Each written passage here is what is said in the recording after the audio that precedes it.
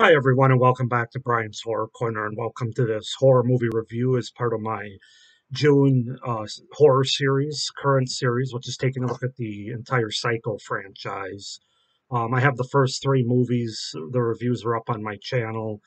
Today, we're going to take a look at the fourth film in the franchise, Psycho 4, The Beginning, from 1990. So let's just go ahead and get into Cycle 4, starting with the setup, the premise, and the cast.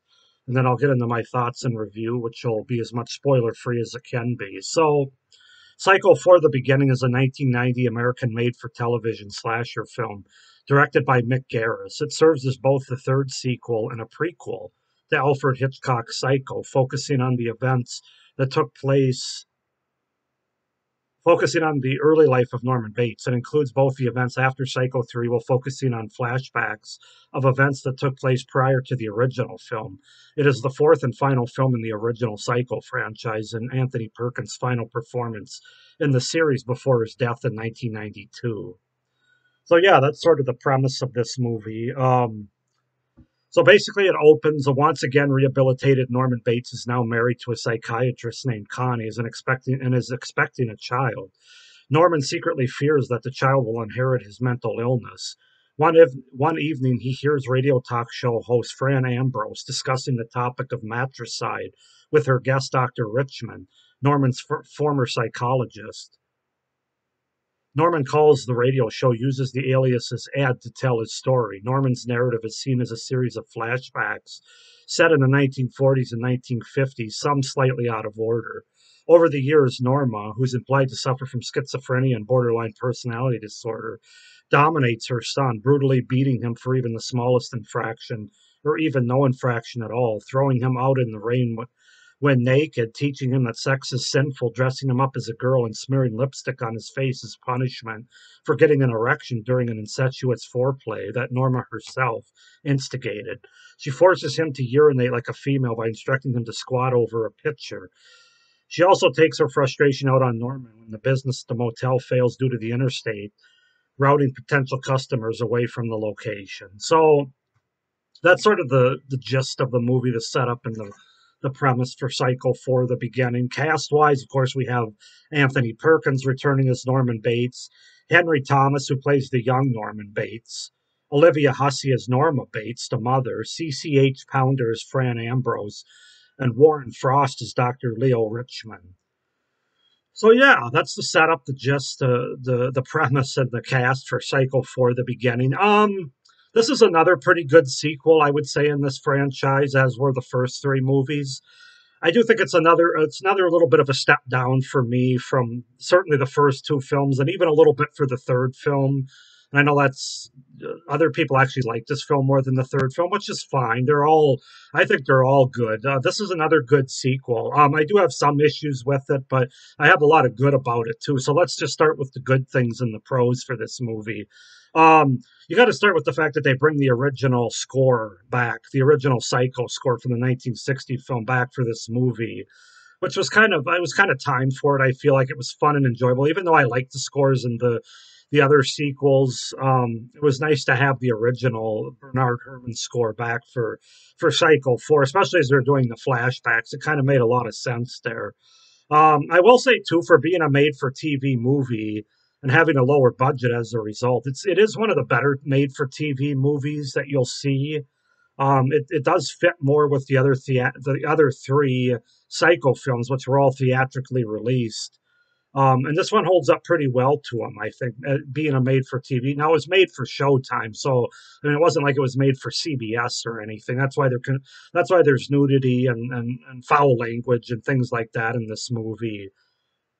Actually, I don't know if there's do they drop any f bombs in this movie? I don't know, but there's definitely nudity in it and some violence, obviously. So that's why it fits pretty well. Also, um, going off of that point, they did a good job with the cinematography as far as the camera shots and the shots. The camera work throughout the movie. I think Mick Garris did a good job in that regard. That helps to make it look more like a theatrical movie as opposed to a made for TV movie. The reason it was made for TV is because Psycho 3 was not well received. Both from a box office standpoint, and the critics really ripped it as well.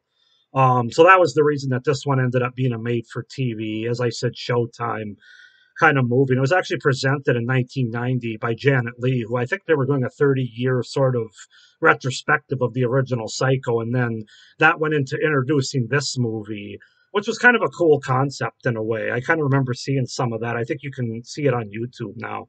So yeah, cinematography and camera work was good, especially for a made-for-TV movie.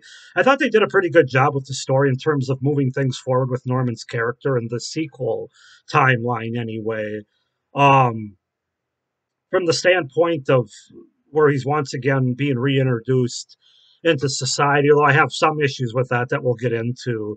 Being married and having this fear about having a kid with his wife being pregnant, how that kid might have the same insanity issues that he did. Those things all sort of made sense for the character as far as where we were at this point in the franchise. And so I thought it was very interesting and engaging in that standpoint. Also, good creative storytelling, especially at this point of the franchise. They sort of change up the template that we've gotten in the first three movies, especially one and three, which are, Norman basically running the motel and his mother is up to her old tricks again, and Norman's got the split personality and all that stuff with her. The second one had a little bit of that too, even though it wasn't necessarily Norman. But the point is, all three of the first three movies all sort of use that same template. Where this one is, where he's calling into a talk show, and reminiscing about how he got there, what his mother was like, things like that. So I thought it was a nice creative storytelling change up, especially at this point in the franchise. Um, you know, Also connecting to his current worries and connecting those to when he was young. I thought that worked pretty well together for the most part. I like the continuity as it relates to the motel and the house. Both seeing them as both seeing them in the flashbacks where they're brand new, and it's like brand new, newly painted and all polished and shined up, which we hadn't seen before in any of these movies, really. The first one obviously was black and white, so you're not going to see any color there. And then by the time we got to Psycho 2 and 3, it was 20, 25 years later, and even 30 years later from when a lot of this story is told from the flashback narrative. So it was cool to see that from the prequel standpoint, and then also the sequel side as well, where they wrapped up Norman's story. I thought the fact that they never changed the look of like inside of his house and they reconstructed to the point where it looks exactly like it did the movie before. That's one of my favorite things about this franchise. You could say that's a small thing, but continuity is huge for me especially when it comes to horror franchises. So I really appreciate that. Same with the motel in terms of the layout and how everything looks in cabin one and everything. So that aspect of the continuity I really like through all four of these first four movies, including this fourth one here. Um, and at the end, when he goes back to the house, it looks like you would expect it to look after 4 or 5 years of once again him being away. It's very cobwebby and very old and decrepit looking, so that was good too. I thought they aged it well. I do like the end of this movie, how they wrapped up Norman's story, and I think part of that's the fact that Anthony Perkins passed away a year or two after this, so it just kind of felt fitting. His final on-screen performance of this character, it felt really fitting that he once and for all um, basically moves on from his troubled past, and it's a very satisfying finish for this character and this journey that we've been on with him. So I really did enjoy the last 15 minutes or so once he gets off the phone with the radio show host, and as an audience we see where it goes in present day at that time, back to the hotel, back to the house. It just sort of felt fitting for this whole franchise, in my opinion. That's one of my favorite things that I really do like about this movie. So those are pretty much the pros that I have for Psycho 4. Now getting on to some of the problems that I had, and the reason that it's a bit of a step down from the first three movies for me, I have to say I wasn't really all that overly impressed or engaged with the prequel side of the movie. Some of it was interesting, but again, I'm not a huge prequel guy to begin with, especially for horror movies, because I feel like it removes some of the mystery and some of the unknown aspects that we as viewers have, and it ends up giving us answers that are far less interesting and more just sort of meh than what we can come up with in our mind. It's just kind of unimpressive and in an anticlimactic way for me. Not that someone not, I'm not someone that needs answers or answers given to questions that I'm not asking, which is kind of an old saying that other people have too.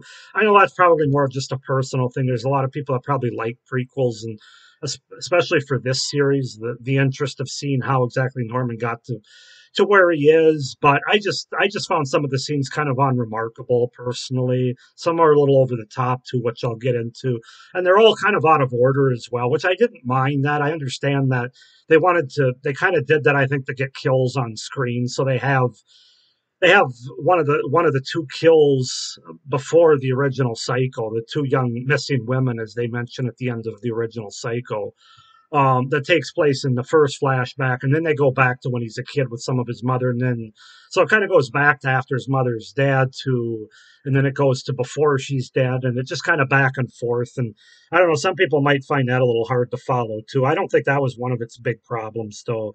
Another big problem I have besides that is the lack of continuity as it relates to the previous sequels in the franchise. Look, I'm somebody that really likes Psycho 2 and 3. I know not everybody does, especially Psycho 3. I've seen reviews where people really shit on that one. They say it's their least favorite even after this one. I definitely don't agree with that. I think Psycho 3, well, it's a very weird movie. I find it much more entertaining and memorable for me. I kind of get what they were going for in that movie. This is being back to more of a serious take on the franchise, like the first couple of movies, which is fine. But the fact that it's very vague and it leads to more questions than answers as to where this movie exactly falls. Is it a direct sequel to the original? Well, obviously not. If they're calling it Psycho 4, why wouldn't they just call it Psycho the Beginning if it were a direct sequel? That does it, they don't really mention Psycho 2 and 3, but I've come to the conclusion, I think that, in my mind anyway, that they acknowledge that he went back after 22 years to the motel and ran into his problems again. Because at one point in this movie, Norman says, I've killed damn near a dozen human beings, and we know that it was only 6 or 7 after the first Psycho. So clearly they're including those murders. And then also, he says after the last murder 4 years ago, murders plural, that he has that line in the movie, which 4 years ago that would have been Psycho 3, basically. Although there is a problem with that too that I'll get into.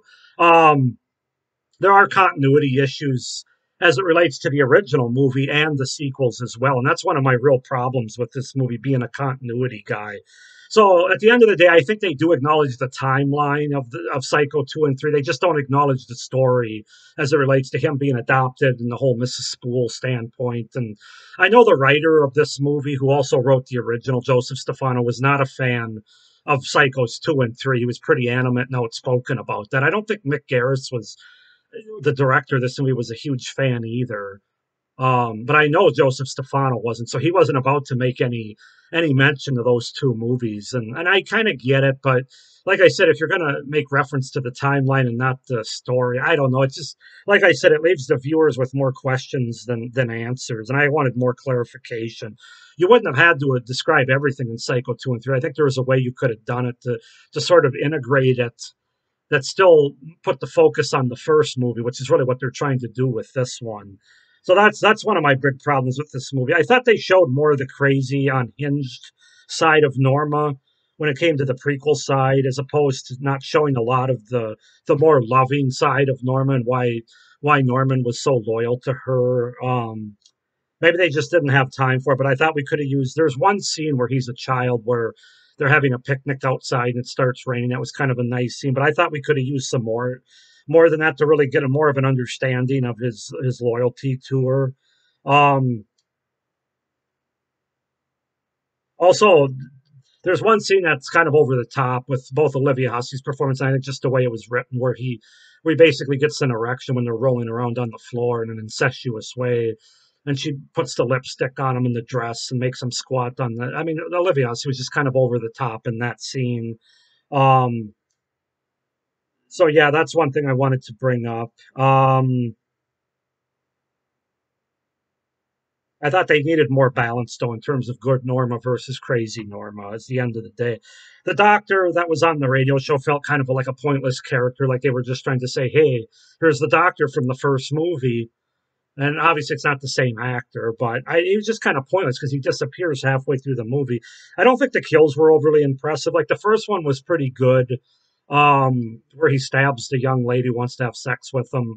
The second one with the older lady, the strangulation, which is another problem I have, is he strangles her not once, not twice, but then she still comes back alive when she's drowning in the trunk of a car that he pushes into the swamp. It's like, and that's kind of a recurring theme. I felt like they drew out the kills in this movie more than they needed to fill a runtime. It's like, when he ends up poisoning his mom and her lover, they keep coming back, even though they basically puke out their stomach and their intestines and whatever else with the strychnine. I that just didn't really work for me. I don't know why they had the strangulation. I guess they wanted to change up the kills and not just have it be a stab with a knife, but you could have like cut her head off or something that would have been different. I prefer the knife stabs in Psycho as opposed to strangulation, especially when they don't work right away. I know he kind of had one of those in the third movie too with Duke. Um, but yeah, the deaths are drawn out and the victims come back over and over. That's another problem I have. Getting into some more continuity issues, I'm just going to bring up two here. One as it relates to Psycho 2 and 3. So when Norman says, um, after the last murders 4 years ago, murders plural. Yeah, Psycho 3 was made 4 years before this one in 1986, but my understanding story wise is Psycho 3 took place at the same time as Psycho 2, which would have been 22 years after the first Psycho, which would be around 82, 83. So wouldn't it be more like 7 years? Again, I know that's a small nitpick, but there are some continuity issues here. Also, in the first movie, they say that Norman found his mom and her lover in bed, dead together in bed. When they say that they don't know what happened yet, but they say that basically it was a suicide, murder suicide. Well, they obviously weren't found in bed in this movie because they show them down in the basement is where they end up. So, again, those are some small nitpicks. I know it's my continuity thing that I'm getting into. But overall, guys, I still can put this movie on and have enjoyment with it. It's just not my least favorite of the first four. It is a step down, in my opinion, for the cons that I mentioned. And the biggest thing is this movie's a little bit more forgettable than the other three to me. It's just kind of unremarkable. And, like I said, the prequel side of it's not really anything terribly exciting or engaging, in my opinion. I thought the performances were fine. Anthony Perkins is in top form as Norman Bates again. I thought Olivia Hussey, other than some over the top scenes, what she was probably told to act that way, was good. Young Norman Bates by Henry Thomas. Some people, he's mixed. They don't like him. Some people do. I thought he was fine. It's very hard to try to imitate this man as Norman Bates. And quite frankly, I thought he did a better job than another actor that tried to fill the shoes that we'll get into in a few days here. But overall, I'm going to give Psycho 4 a 7. Sorry, Psycho 4 a 7.5 out of 10 as far as the rating goes. I do enjoy it. It is part of the canon that I would watch if I was doing a marathon, especially for a made-for-TV movie. I think it's well directed, well shot, good performances. So 7.5 out of 10 for Psycho 4. Go ahead and comment down below what you guys think of Psycho 4. Do you like it more than that? Do you like it less than that? Pros and cons as you see them. Please comment down below. Please like this video and hit the little notification bell down below so you don't miss any of my upcoming videos for this series. And make sure to subscribe down below to my channel as well so you don't miss any of my great horror content coming up the rest of this year. So thank you for watching this review. Hope you enjoyed it. Have a great day. Stay scared. Bye.